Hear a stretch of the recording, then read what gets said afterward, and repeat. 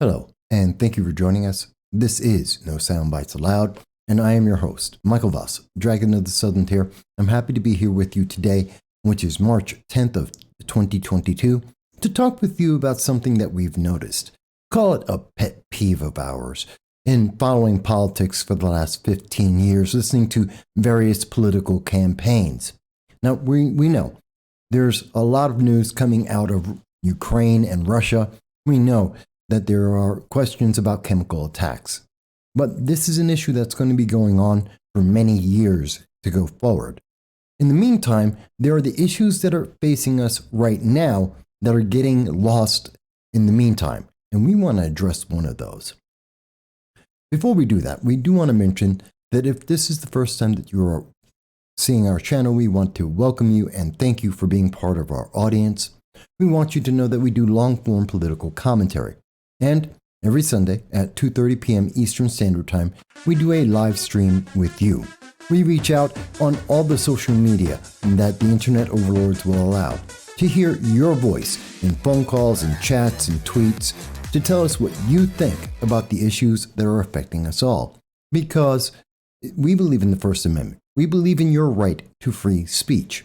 So even when your government doesn't agree, even when the internet overlords don't agree, every Sunday at 2:30 p.m. Eastern Standard Time, we reach out to hear from you anywhere in the world about these critical issues. But what about what's going on right now? And again, we're aware there is a lot happening in Ukraine and with Russia, the question of chemical attacks and nuclear power plants, atrocities that may or may not be happening, and it's a big deal. We will not deny that. But much like any other conflict around the world, this will not end quickly. This is not something that's going to take another week or another month. There will be fighting going on for another year. So as the news media have focused almost exclusively on this one issue, dropping the question about the pandemic, dropping questions about inflation and unemployment, the news media has focused solely on this one aspect, and it is an important one. But what about what we're seeing in elections, in the 2022 election? Because there's a lot happening there. And we saw something today that really just annoyed us, because we've seen it so many times, and we think you should know about it as well. So what do we mean? Well, this is a tweet that came out from Josh Riley. Now, Joshua Riley is running for the New York 23rd District. That's in Syracuse, New York. He doesn't live there, but he's running for that race anyway. Because of the redistricting of New York, the gerrymandering of the Democratic Party, they created a district that's very friendly for Democrats and very bad for Republicans. And so Mr. Riley, who was originally going to run for the New York 22nd District, has decided to run for the New York 23rd, where he does not live. That's politics. He has the ability to do that. He has $400,000 that he raised from people in his home county to be able to run and represent them, and he's no longer willing to do that. Fair enough. But the thing that got us is that Josh, who we do know for many years, is made this tweet, and it just got to us. Again, the tweet says, Congress must lower prescription drug costs, strengthen Medicare for seniors, and make family leave and universal pre-K a reality for working families. Retweet if you agree. Honestly, he could have said retweet if you heard this before. It's not even generic, it's boilerplate. This is something you've heard over and over again. He goes on to say in his next tweet connected to that, I've said it before and I'll say it again. Efforts to hold the House start in upstate New York. We can flip this new seat. Will you chip in $5 today to help us to fight? The answer is no, I will not. Because I don't believe he's the best candidate for the New York 23rd District, since he doesn't live and has never lived, as far as I'm aware, in the New York 23rd District in Syracuse, New York. He has no connection to them that I'm aware of. So, no, I wouldn't give him $5 for that. because I don't think he would necessarily be the best candidate for the people in the New York 23rd District, but more so because he's not saying anything. This is boilerplate, generic Democrat policies. In fact, we went on to say and respond to him, Democratic policies in New York State have led to losses in population and seats in Congress since 1958, while taxes have soared. Why should voters continue to reward Democratic candidates and elected officials when voters are offered the same thing every election cycle without benefit after that cycle? He went on to say, real-world issues for Americans in the past year have been inflation and the inability to work due to Democratic policies at the national and state level. What would you, Josh Riley, do to resolve the 34,000 loss of doctors and nurses in New York State caused by appointed Governor Hochul in September? How would you, Josh Riley, address the current tax and spend Biden-Harris policy, which is one of the reasons why inflation is running at 7.9% today? These are serious questions that deserve a serious answer because they affect every American, especially those in the New York 22nd and New York 23rd districts. We also wanted to add in something else that we were speaking about, and that's one of the other candidates, the only other candidate in the race to have raised significant funds in the New York 22nd district. In the 2022 race, there is also the candidate, Mr. Francis Cannoli.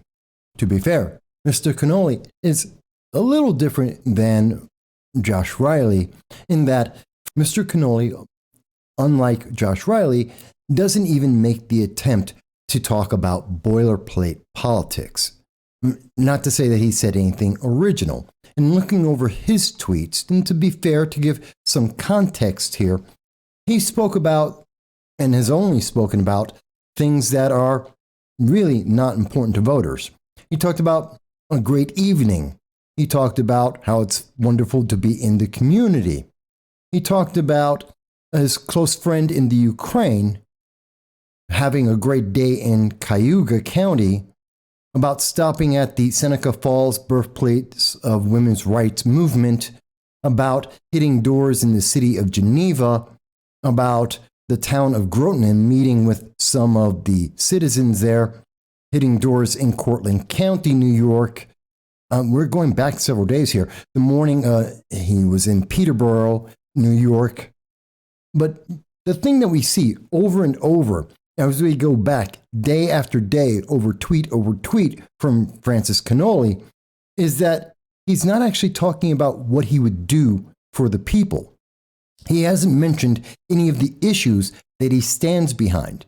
And in fact, it isn't until we get to the State of the Union, March 2nd, 8 days ago, that we first actually hear about any actual policies that'll affect voters. He talks and he basically just quotes Joe Biden and Joe Biden's position from the State of the Union, reiterating the Build Back Better talking points. And other than that, he's continuing to just mention how he's going around speaking with people. Now, that's important, of course, for anyone in any election. But again, much like with Josh Riley, he's not really saying much. Now, to be fair, Josh actually at least mentions issues that affect constituents. Francis Cannoli won't even do that. Take that as you will, but we did want to highlight that there is a difference in that race between Josh Riley and Francis Cannoli, and why we are focusing on Josh Riley and not Francis Cannoli, or really bringing him up because he really hasn't said anything. So let's be clear. What is Josh saying? Well, the problem with what he isn't saying is anything original. He's not saying anything that would make him separate of any generic Democrat anywhere in the nation. If you take a look at this, this is from Joe Biden. This is 4 months old. What's actually in Biden's Build Back Better bill, a bill that died.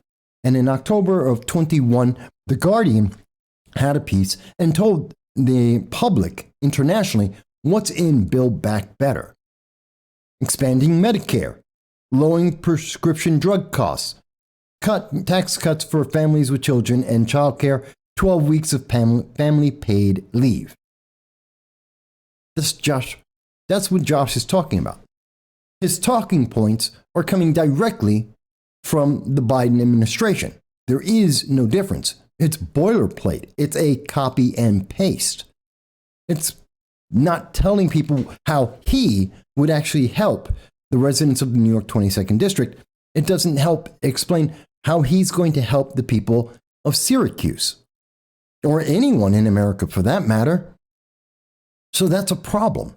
And we have to understand that this Build Back Better, with all of its promises, well, Senator Manchin and Senator Sinema have said they don't think it's true. And that's why they voted against it. That's why it's not the rule of law in the United States at this time. Because Democrats stood up and said, this will not help the people. Not at $3.4 trillion, not at $2 trillion, not at $1.75 trillion. It is a bad idea.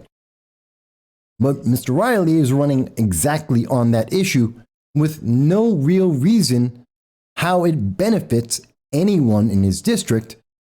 He's just saying the same thing that all Democrats are saying right now. And in fact, when I say everyone is saying this, I want to be very clear. Fiscal year 2019 Congressional Progressive Caucus, with their People's Budget, a progressive path forward.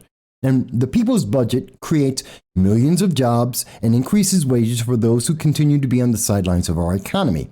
It invests in our neglected infrastructure, ends the systemic inequality in our tax system by making corporations pay their fair share, and stops the rising cost of prescription drugs.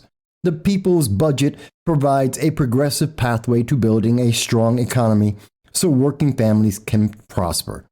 It is exactly what's being said in Joe Biden's Build Back Better. It's exactly what's being said by Josh Riley. That's the progressive ticket, but seemingly, Josh Riley is running as a Democrat. And as far as I've known him over the last 6 years, he's a Democrat, not a progressive. So what is he actually standing for? Let's take another look. 2018. And what's this campaign? Protect and expand healthcare markets. Lower the cost of prescription drugs. Create an option to buy into Medicare. Protect and expand Medicare. Well, this sounds very familiar. You've heard these things before. The thing is, this is from 2018, not even 2021. This is 2018. This is from a candidate in Texas, to be exact. This is Colin Allred, who ran for Texas. That was his 2018 campaign. Now, you might say, well, Mike, it's an important issue. Really, are you saying that the same things exist, the same situation exists in Texas as it does in Syracuse, New York? Because that doesn't make a lot of sense. New York State is bankrupt. It's the second largest bankrupt state in the nation. Texas is profitable. The policies of Texas, a Republican state, a red state, versus the policies of New York State, a blue state, a bluer than blue Democratic progressive state. They're not the same.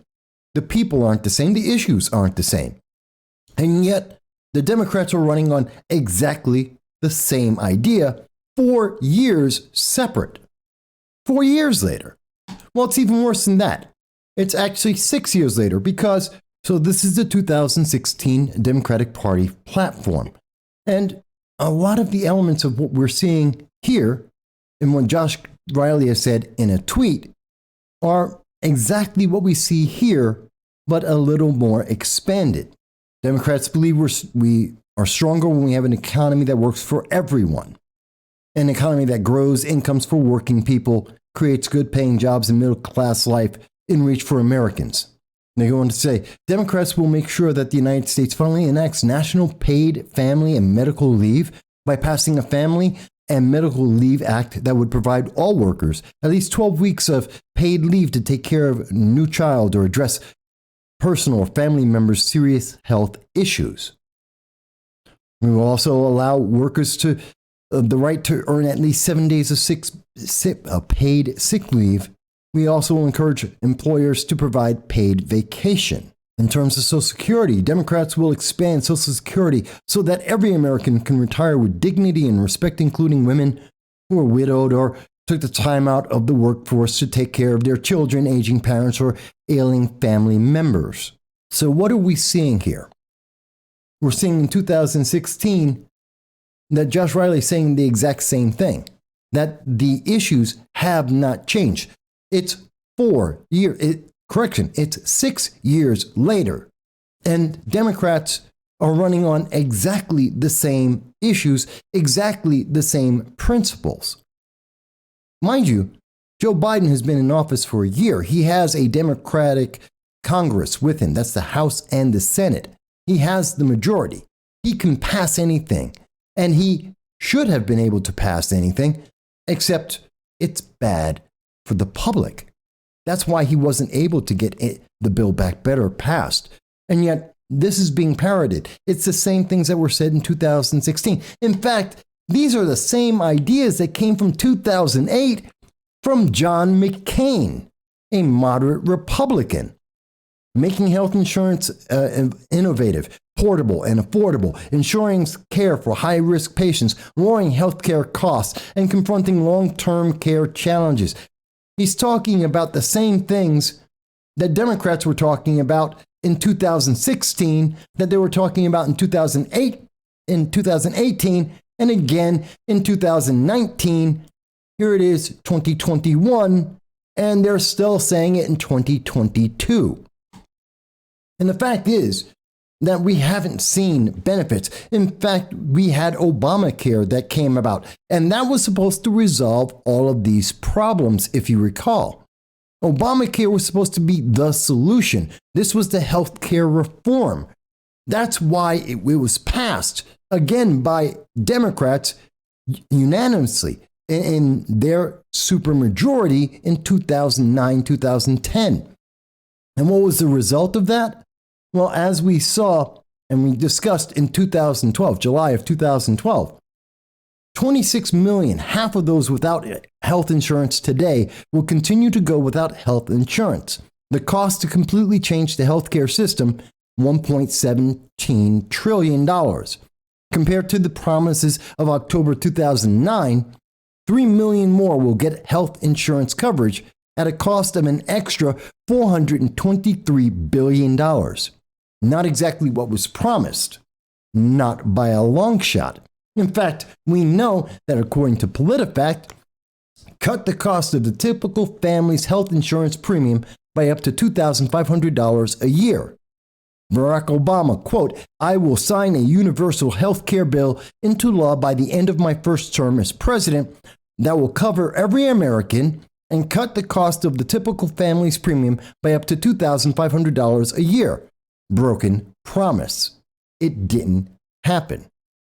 But it's something that we were told back in 2008, co-opted by the Obama administration, promised to us throughout the first term of the Obama administration, and said again in 2016 and 2018, 2019, 2021, and now 2022. And in fact, what has been the reality? Because Barack Obama was elected and then re-elected, the Obamacare was passed and it took effect. And what do we see? Looking at the chart, this is from the AMA. Well, the total cost, which is the yellow line here, once it took effect in 2013, we saw that prices skyrocketed for the average American and then have leveled off at a higher level, but the cost is higher. We see this if we look at another chart. This is from Health System Tracker. And we can see that Obamacare 2010 being passed.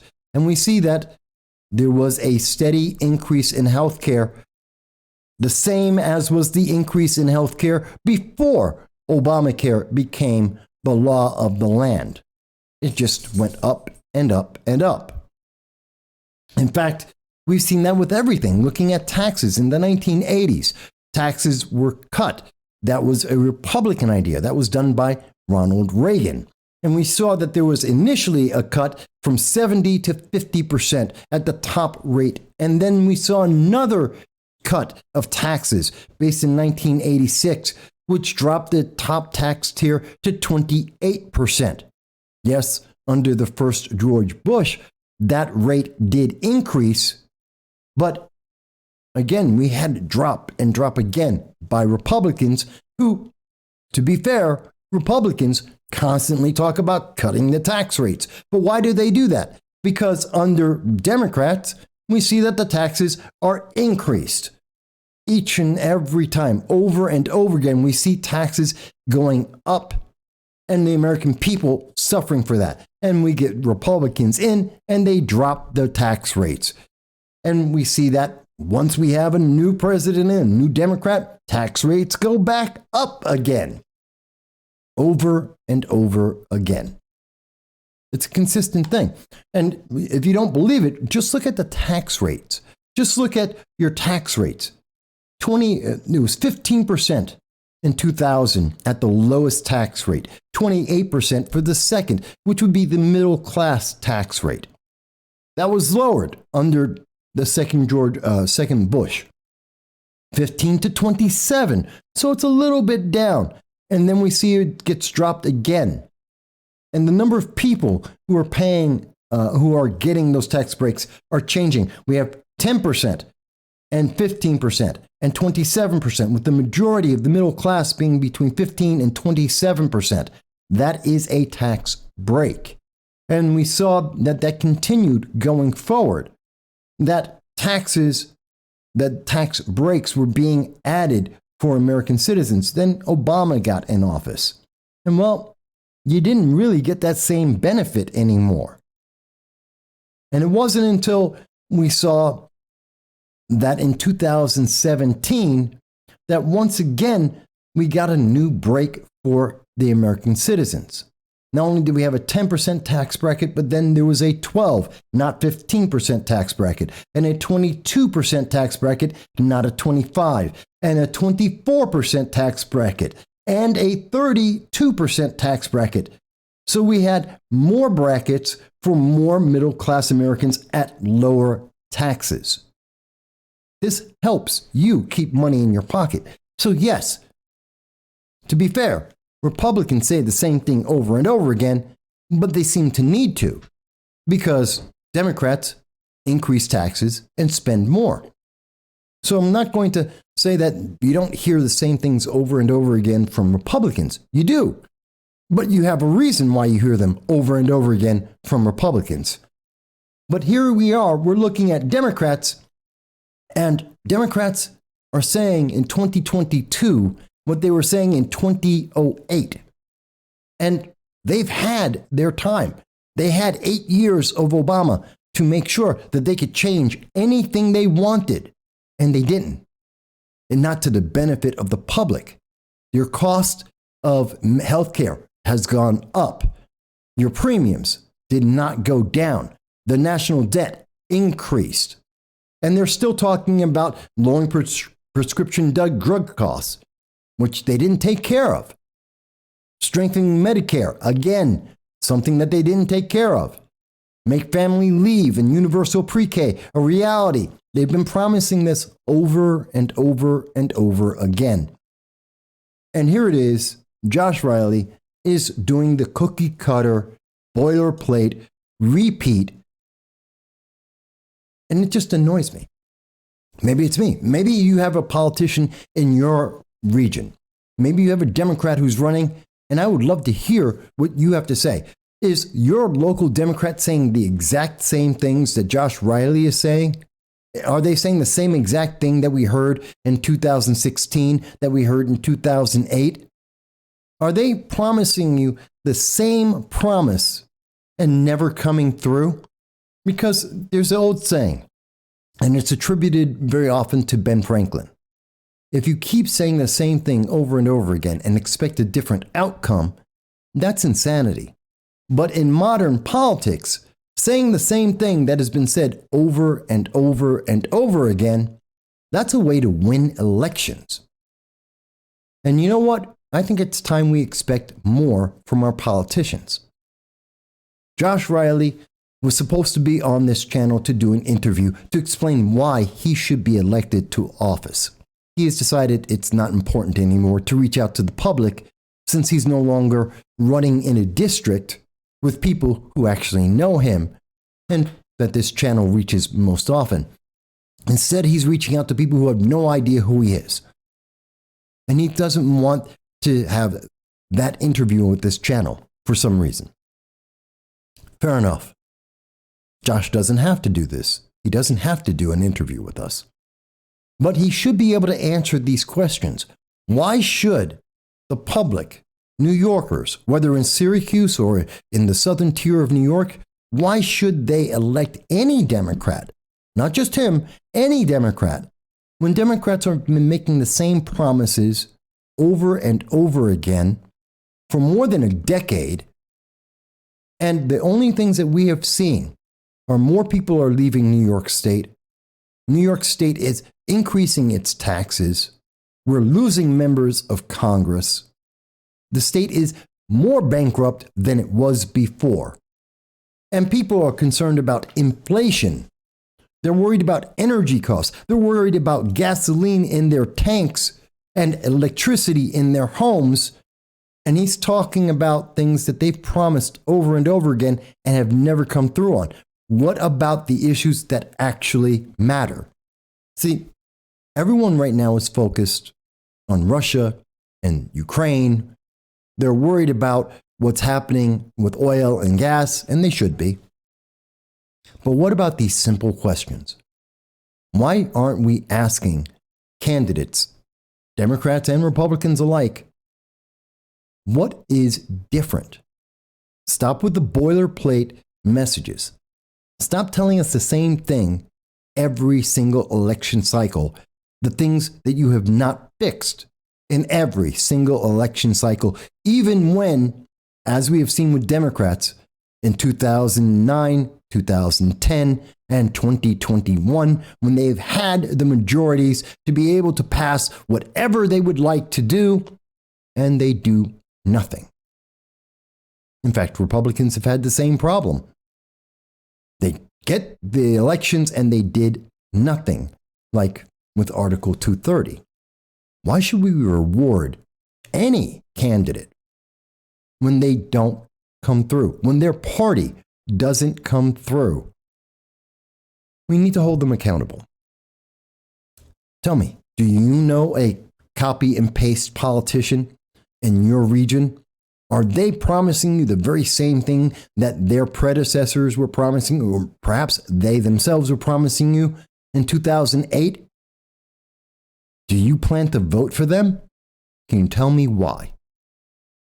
I look forward to hearing your answers, and we hope to see you every Sunday at 2:30 p.m. Eastern Standard Time to hear your voice in our live stream from anywhere in the world to talk about Russia, the Ukraine, our international policies, of course, inflation and the election and everything else that matters to you.